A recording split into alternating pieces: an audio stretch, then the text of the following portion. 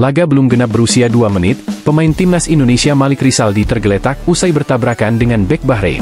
Pertandingan sempat terhenti 3 menit untuk memberikan perawatan kepada kedua pemain.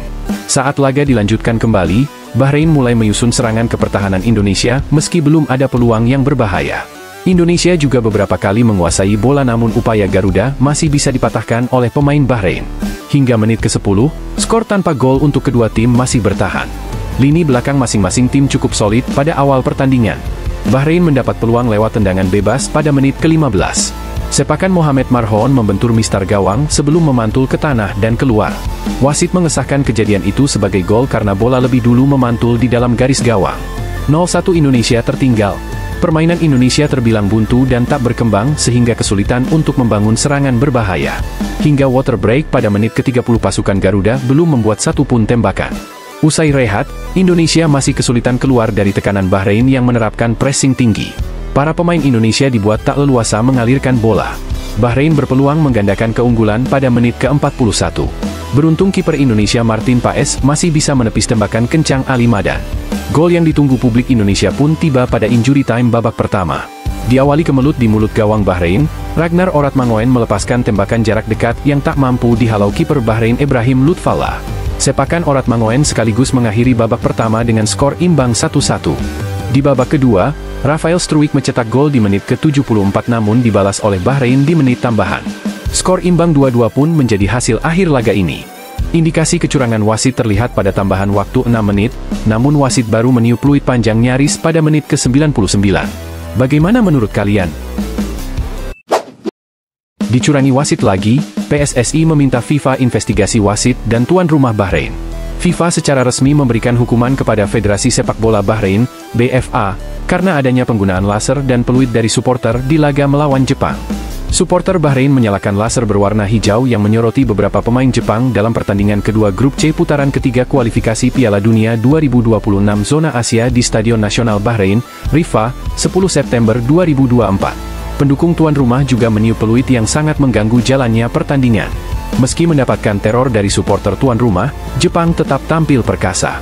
Jepang sukses menang telak dengan skor 5-0 atas Bahrain. Pelatih Jepang, Hajime Moriyasu, sempat kecewa dengan sikap supporter Bahrain yang menyalakan laser kepada anak-anak asuhnya. Kekecewaan itu ternyata terdengar oleh FIFA. Konfederasi Sepak Bola Dunia itu langsung memberikan denda sebesar 10.000 franc Swiss atau sekitar 182 juta rupiah kepada BFA atas 2 pelanggaran selama pertandingan yakni laser dan peluit. Dilansir dari GDN Bahrain, FIFA menyayangkan adanya penggunaan laser berulang kali dan peluit dari tribun selama pertandingan. FIFA memberikan hukuman sebesar 10.000 franc Swiss kepada BFA atas terjadinya 2 pelanggaran laser dan peluit di laga Bahrain versus Jepang. Setiap pelanggaran mendapatkan hukuman sebesar 5.000 franc Swiss, tulis GDN Bahrain, Rabu, 9 Oktober 2024. BFA menyayangkan adanya pelanggaran yang terjadi dalam laga Bahrain versus Jepang. Meski begitu, BFA tetap memberikan apresiasi kepada peran besar supporter yang mendukung Bahrain langsung ke stadion. BFA menyerukan kepatuhan penuh terhadap instruksi yang diberikan oleh petugas keamanan di stadion selama pertandingan untuk supporter. Sebelum laga, PSSI sudah mewanti-wanti pada tuan rumah dan wasit agar terlaksana pertandingan yang fair play. Namun wasit nampaknya sudah kong kali kong dengan tim tuan rumah. Bagaimana menurut kalian?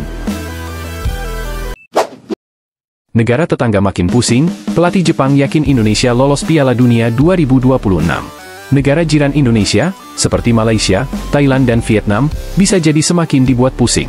Sebab, pelatih timnas Jepang, Hajime Moriyasu, memprediksi bahwa timnas Indonesia akan lolos otomatis mendampingi negaranya ke Piala Dunia 2026 mendatang.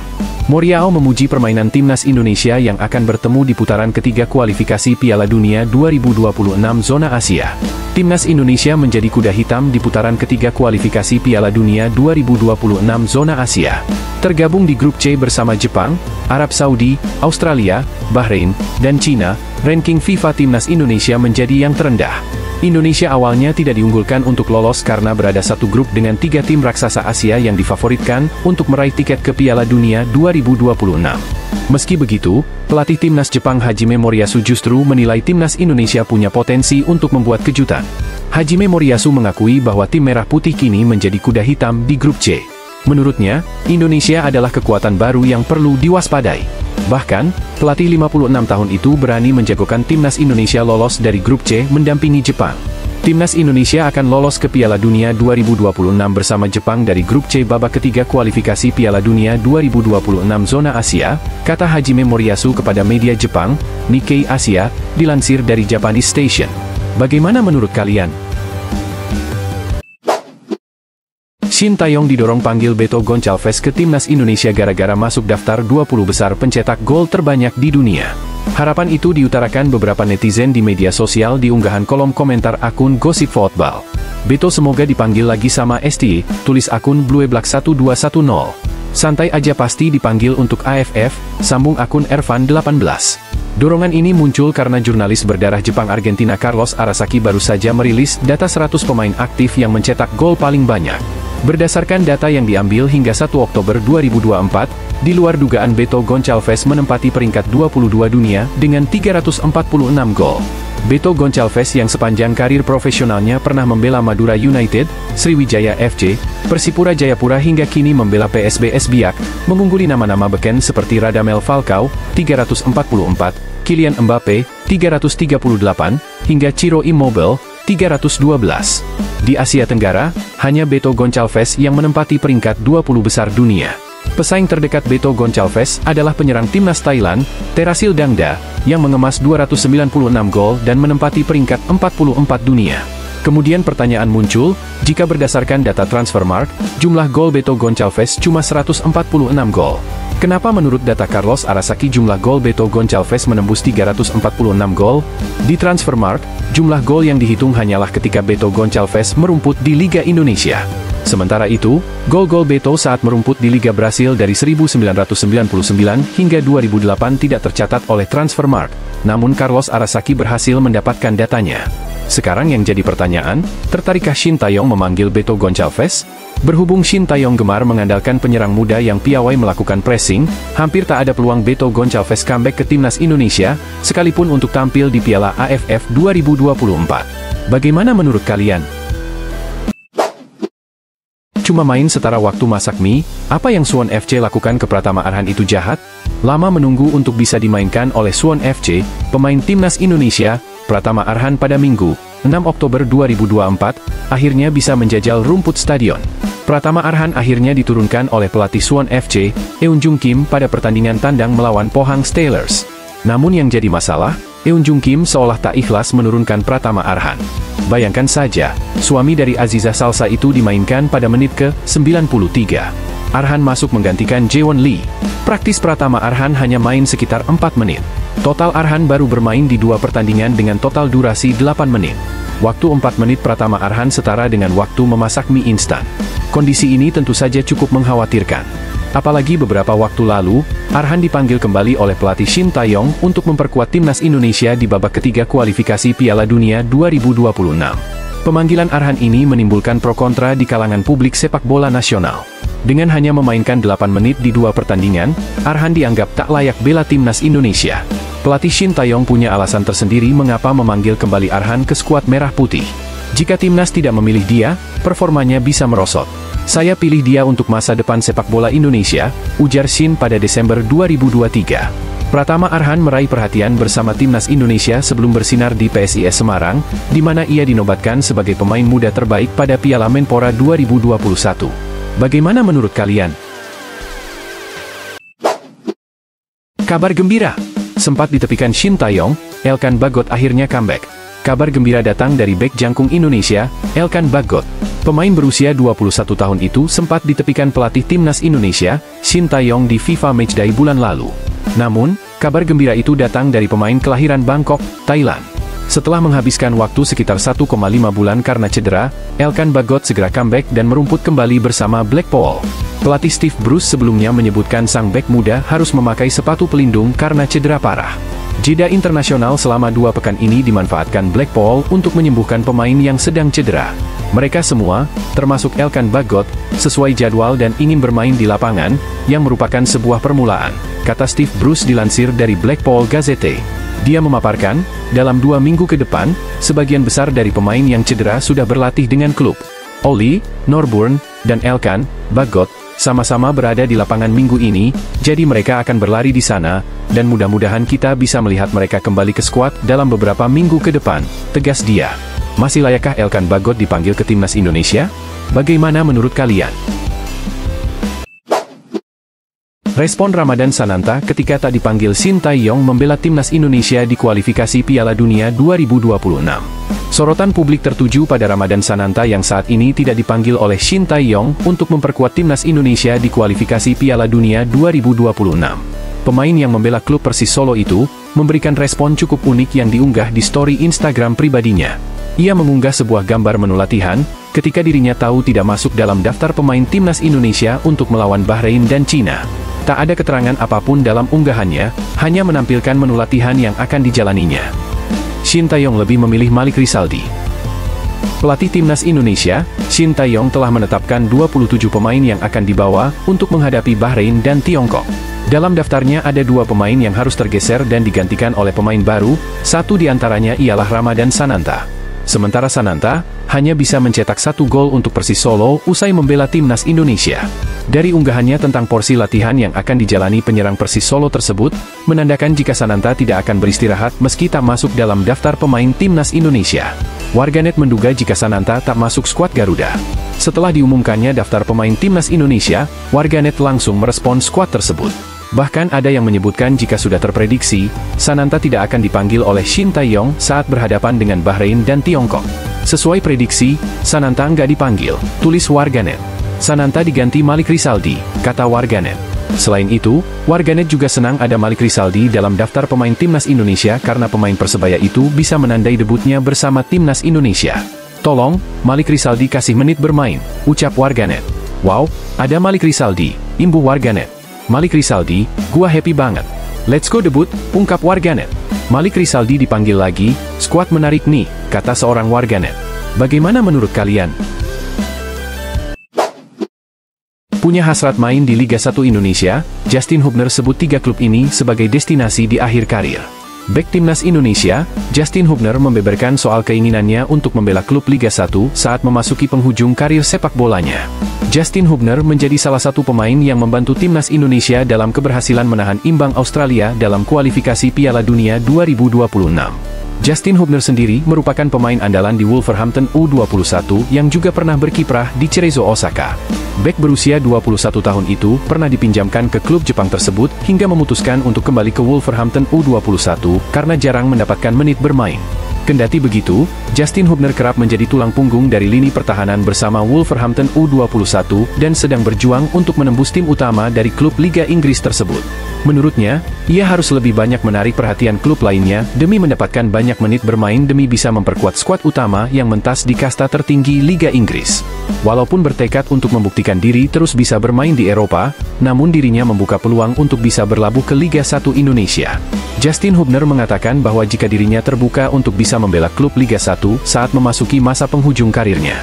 Bahkan, Justin Hubner secara blak-blakan menyebut klub Bali United sebagai salah satu klub Indonesia yang ingin ia bela.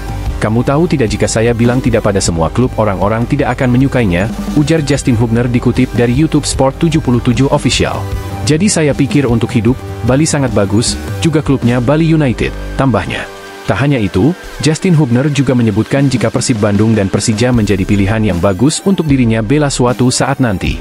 Meski begitu, kepindahan untuk membela klub Liga 1 Indonesia tak ingin ia jadikan sebagai ambisi dan tujuan dalam karirnya dalam waktu dekat. Juga Persib Bandung, Persija, ya banyak klub bagus di sini tetapi saya rasa bukan untuk saat ini, pungkas Justin Hubner. Itu bukan ambisiku, saya tidak ingin berada di klub Indonesia sekarang, mungkin di akhir karirku bermain di Indonesia mungkin Bandung, Makassar mungkin di Bali United, lanjutnya. Dirinya mengaku jika tak terlalu mengetahui terkait klub terbaik yang ada di Indonesia sehingga ia akan memikirkan dengan matang suatu hari nanti. Bahkan dirinya sempat bergurau untuk membuka peluang membela Persifa Fakfak yang merupakan daerah asal dari komika terkenal, Mamat Al-Katiri. Saya ingin bermain untuk klub terbaik, saya tidak tahu apa klub terbaik di Indonesia, tutupnya. Bagaimana menurut kalian? Sering diragukan netizen, inilah misi Jordi Amat meredam keraguan di timnas Indonesia. Jordi Amat kembali masuk skuad timnas Indonesia untuk 2 laga babak ketiga kualifikasi Piala Dunia 2026. Momen ini jadi momen bagus bagi Jordi Amat untuk meredam keraguan. Jordi Amat merupakan salah satu pemain naturalisasi yang datang di gelombang awal era 2020-an. Jordi Amat punya latar belakang karir yang bagus karena sempat membela Espanyol dan Swansea City. Jam terbang yang tinggi tersebut diharapkan jadi modal bagus saat Jordi Amat membela timnas Indonesia. Namun dalam beberapa laga terakhir, Jordi Amat malah identik dengan kesalahan dan blunder. Blunder terakhir terjadi ketika Indonesia menghadapi Irak Juni lalu.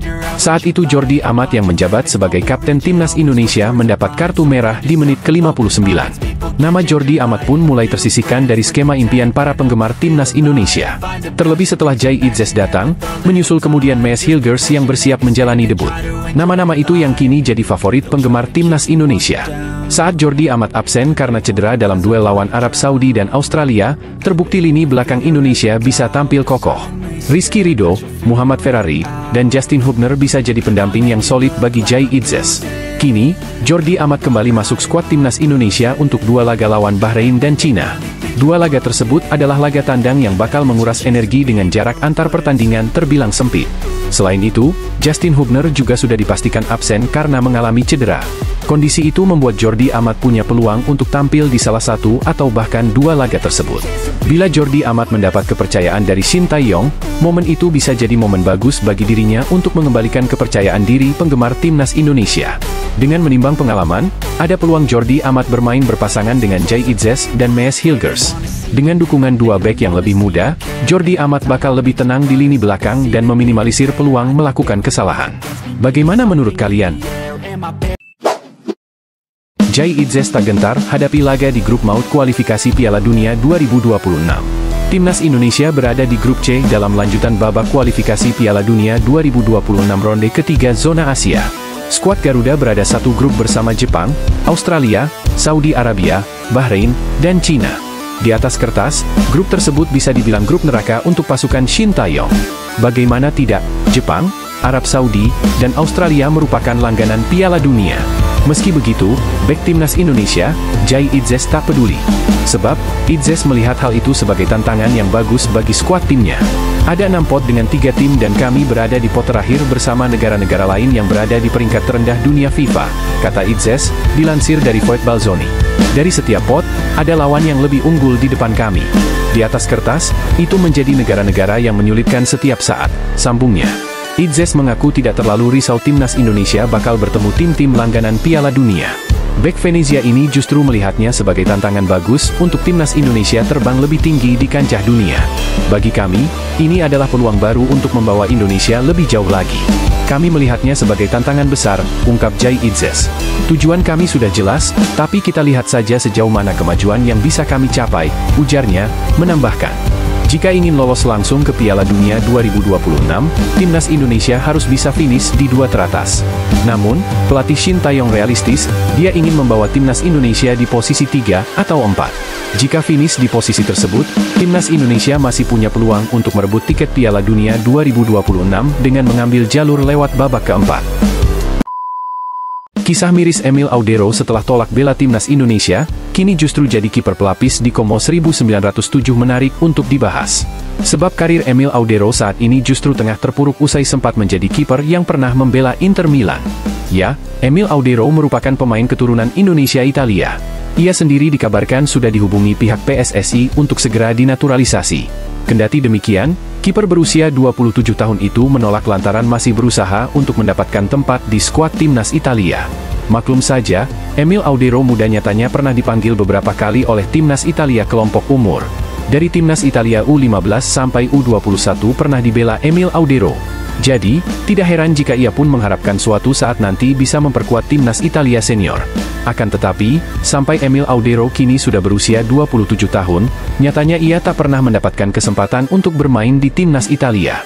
Karir Emil Audero padahal sempat menanjak kala dipinjamkan Sampdoria ke Inter Milan pada musim 2023-2024 kemarin. Namun, Emil Audero hanya mencatatkan 6 laga saja Inter Milan di sepanjang musim 2023-2024 tersebut. Sewaktu masih di Juventus pun hanya memiliki 1 cap saja. Emil Audero paling banyak menghabiskan waktu menit bermain bersama Sampdoria. Kini di musim 2024-2025 ia resmi meninggalkan Sampdoria karena dibeli Como. Dengan memperkuat tim yang baru promosi ke Liga Italia 2024-2025 tersebut, karir Emil diharapkan bisa menanjak lagi. Terlebih ia adalah kiper utama di Como usai diberikan nomor punggung 1. Tragisnya, kini Emil Audero justru hanya sebagai kiper cadangan. Ia kalah dari kiper kawakan berusia 41 tahun, yakni Pepe Reina. Tercatat Como sudah memainkan beberapa laga Liga Italia 2024-2025 dan kedua laga tersebut posisi kiper dipercayakan kepada Reina. Sedangkan Emil hanya duduk di bangku cadangan. Tentu hal tersebut benar-benar tragis. Banyak netizen tanah air yang meledek Emil Audero dengan menyebut semua itu adalah karma karena sudah menolak membela timnas Indonesia. Bagaimana menurut kalian? Sebanyak 7 pelatih yang dipecat dan mundur gara-gara aksi Shin Tae-yong bersama timnas Indonesia. Semenjak ditunjuk sebagai pelatih timnas Indonesia pada Desember 2019, belasan atau bahkan puluhan tim nasional pernah dihadapi Shin Tae-yong di berbagai kelompok umur maupun senior. Berkat kecakapan Shin Tae-yong dalam mengolah strategi, ada sejumlah pelatih tim lawan yang harus menerima palu pemecatan efek hasil buruk melawan timnas Indonesia. Lantas, siapa saja pelatih yang dimaksud? Berikut 7 pelatih yang dipecat dan mundur gara-gara aksi Shin Tae-yong bersama timnas Indonesia. 7. Damien Hertog, Timnas Arab Saudi U19. Pelatih asal Belanda, Damien Hertog, menjadi korban keganasan pertama Shin Tae-yong. Ia dipecat karena gagal membawa timnas Arab Saudi U19 menang atas timnas Indonesia U19 dalam laga uji coba yang digelar di Kroasia pada Agustus 2020. Sempat unggul 3-0, Arab Saudi U19 ditahan timnas Indonesia U19 dengan skor 3-3. Kelar pertandingan, Federasi Sepak Bola Arab Saudi, KSA, memutuskan memecat Damien Hertog. Sebelum imbang melawan timnas Indonesia U19, Arab Saudi U19 tumbang 2-3 dari Bulgaria dan kalah 3-4 dari Kroasia. 6. Tatsuma Yoshida, Singapura. Meski berstatus tuan rumah Piala AFF 2020, Tatsuma Yoshida gagal mengalahkan timnas Indonesia racikan Shin Tae-yong di semifinal. Setelah bertemu 2 kali di semifinal yang dilangsungkan di National Stadium, The Lions, julukan Singapura, kalah agregat 3-5. Setelah kekalahan itu, Tatsuma Yoshida memilih meninggalkan jabatan pelatih timnas Singapura. 5. Tan Cheng Ho, Malaysia. Malaysia sempat superior di bawah asuhan Tan Cheng Ho pada periode 2018 hingga 2019. Di bawah tangan dinginnya, Malaysia lolos ke final Piala AFF 2018 dan tampil ciamik di laga-laga awal babak kedua kualifikasi Piala Dunia 2022 zona Asia, termasuk menang 3-2 atas timnas Indonesia di SUGBK. Namun, memasuki tahun 2021, performa timnas Malaysia menurun, termasuk kalah 1-4 dari timnas Indonesia di matchday pamungkas grup B Piala AFF 2020. Kekalahan itu membuat timnas Malaysia gagal lolos ke semifinal Piala AFF 2020. Beberapa hari setelah turnamen kelar, pelatih berkacamata ini memutuskan meninggalkan jabatan pelatih timnas Malaysia. 4. Vidislav Levica, Kuwait. Timnas Indonesia secara luar biasa menang 2-1 di markas Kuwait, tepatnya di matchday pertama grup A babak ketiga kualifikasi Piala Asia 2023. Hasil itu yang kemudian membuka jalan timnas Indonesia lolos ke Piala Asia 2023, tepatnya setelah menang 7-0 atas Nepal. Bagaimana dengan Kuwait? Wakil Asia Barat ini gagal lolos ke Piala Asia 2023. Vidislav Levica yang berpaspor Republik Ceko pun harus puas dipecat setelahnya. 3. Din The Nam, Timnas Vietnam U20. Din The Nam harus rela melihat timnas Vietnam U20 kalah 2-3 dari timnas Indonesia U20 racikan Shin Tae-yong di kualifikasi Piala Asia U20 2023. Untung bagi timnas Vietnam U20, mereka tetap lolos ke Piala Asia U20 2023 sebagai satu dari 5 runner-up terbaik. Namun, ketika timnas Vietnam U20 ambil bagian di Piala Asia U20 2023, jabatan pelatih tak lagi dipegang Din The Nam. Kursi pelatih kemudian diisi pelatih berpengalaman, Hoang Anh Tuan. 2. Philippe Troussier, Timnas Vietnam. Philippe Troussier terpental dari kursi pelatih timnas Vietnam. Hal itu setelah timnas Vietnam kalah 3 kali beruntun dari timnas Indonesia. Sebut saja tumbang 0-1 di Piala Asia 2023, serta 0-1 dan 0-3 di matchday ketiga dan keempat grup F babak kedua kualifikasi Piala Dunia 2026 zona Asia. Deretan kemenangan itu juga yang membantu timnas Indonesia kini menempati peringkat 129 dunia. 1. Graham Arnold, Timnas Australia. Graham Arnold mundur dari jabatan pelatih timnas Australia pada Jumat, 20 September 2024, pagi waktu Indonesia Barat. Hasil imbang 0-0 melawan timnas Indonesia di matchday kedua grup C, menjadi salah satu alasan pelatih 61 tahun ini angkat kaki dari skuad Socceroos, julukan timnas Australia. Setelah pertandingan melawan Indonesia, saya mengatakan akan mengambil keputusan. Setelah melakukan refleksi mendalam, hati saya mengatakan inilah waktunya untuk perubahan, baik untuk diri saya sendiri maupun timnas Australia, kata Graham Arnold, dikutip dari laman Socceroos. Bagaimana menurut kalian? Ekspresi kaget Shin Tae-yong saat tahu timnas Indonesia pernah dibantai 10-0 oleh Bahrain. Ekspresi kaget ditunjukkan Shin Tae-yong saat tahu timnas Indonesia pernah dibantai 10-0 oleh Bahrain di Stadion Nasional Bahrain pada tahun 2012 lalu. Dalam sesi latihan, Shin Tae-yong ditanya soal pertandingan terakhir timnas Indonesia di Bahrain, di mana saat itu skuad Garuda menelan kekalahan telak 10-0. Mengetahui hal tersebut, Shin Tae-yong menunjukkan ekspresi kaget. Pelatih asal Korea Selatan itu kemudian bertanya kapan pertandingan tersebut terjadi. Kapan? Tanya Shin Tae-yong sambil keheranan. Bukan balas dendam, sih. Kita lebih fokus ke pertandingan saja. Jadi, ya gimana, kita bisa memenangkan pertandingan. Ada Malaysia, ini daftar 49 negara yang siarkan laga timnas Indonesia versus Bahrain di kualifikasi Piala Dunia 2026. Sebanyak 49 negara menyiarkan laga timnas Indonesia versus Bahrain di lanjutan matchday ketiga grup C kualifikasi Piala Dunia 2026 zona Asia yang dilangsungkan di Bahrain National Stadium, Kamis 10 Oktober 2024 pukul 23 waktu Indonesia Barat. Di akun Instagram Timnas Indonesia, tercatat ada 48 negara yang menyiarkan laga penuh gengsi di atas. Jangkauan siaran tak hanya mencakup negara-negara Asia seperti Jepang, Korea Selatan, Irak, Australia hingga Iran, tapi juga sampai Eropa. Beberapa negara Eropa yang memilih menyiarkan langsung laga timnas Indonesia versus Bahrain adalah Belarusia, Moldova, Latvia, Lituania, Estonia, dan banyak lagi. Meski Malaysia tak masuk ke dalam daftar 48 negara yang diumumkan PSSI, mereka mengklaim ikut serta menayangkan laga timnas Indonesia versus Bahrain. Kabar itu disampaikan komentator di stasiun televisi Malaysia, Astro, yakni Aiman Roshizam. Kepada teman-teman di Indonesia, saya mengimbau tidak menyebarkan fitnah tentang kabar yang menyatakan Malaysia menolak menayangkan laga timnas Indonesia versus Bahrain.